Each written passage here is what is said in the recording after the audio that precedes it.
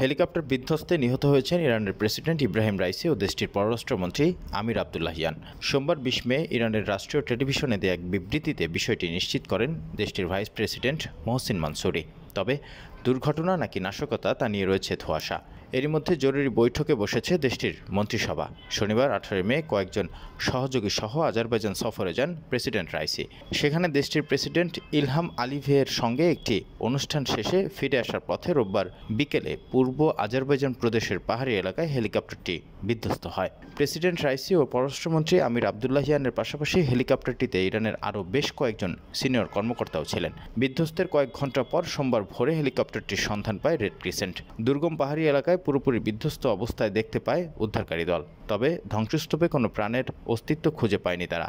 বিধ্বস্তের কারণ সম্পর্কে এখনও কোনো তথ্য জানায়নি ইরান সরকার। দুর্ঘটনা নাকি কোনো নাশকতা সে বিষয়টি পরিষ্কার করেনি তারা। তবে সামরিক বিশেষজ্ঞদের ধারণা, বৈরী আবহাওয়া ও ঘন কুয়াশার কারণে বিধ্বস্ত হতে পারে হেলিকপ্টারটি।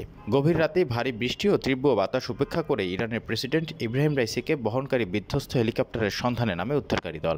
এদিকে প্রেসিডেন্ট রাইসি সহ ইরানের শীর্ষ কর্মকর্তাদের মৃত্যুর ঘটনায় ইরান জুড়ে নেমে এসেছে শোকের ছায়া। হেলিকপ্টার বিধ্বস্তের খবর প্রকাশের পরপরই কান্নার রোল পড়ে যায়। তবে জনগণকে উদ্বিগ্ন না হওয়ার আহ্বান জানান ইরানের সর্বোচ্চ ধর্মীয় নেতা আয়াতুল্লাহ আলী খামেনি। খামেনি জনগণের উদ্দেশ্যে বলেন, তোমরা যারা এখানে উপস্থিত আছো, এমনকি যারা আমার এই কথাগুলো পরে শুনতে পাবে, সবাই নিশ্চিত থাকো যে এই ঘটনা রাষ্ট্রীয় কাজে কোনো প্রভাব ফেলবে না। খবরটি যখন শোনা গেছে তখন থেকেই সবাই অনেক পরিশ্রম করছে। সব ধরনের ব্যবস্থা গ্রহণ করা হয়েছে। ইরানের সংবিধান অনুযায়ী ৬৩ বছর বয়সী রাইসির মৃত্যুর পর দেশের দায়িত্ব নেবেন ফার্স্ট ভাইস প্রেসিডেন্ট মোহাম্মদ মুখবার। সর্বোচ্চ ধর্মীয় নেতার অনুমোদন সাপেক্ষে দায়িত্বভার গ্রহণ করবেন তিনি। একই সঙ্গে ৫০ দিনের মধ্যে নতুন নির্বাচনও করতে হবে।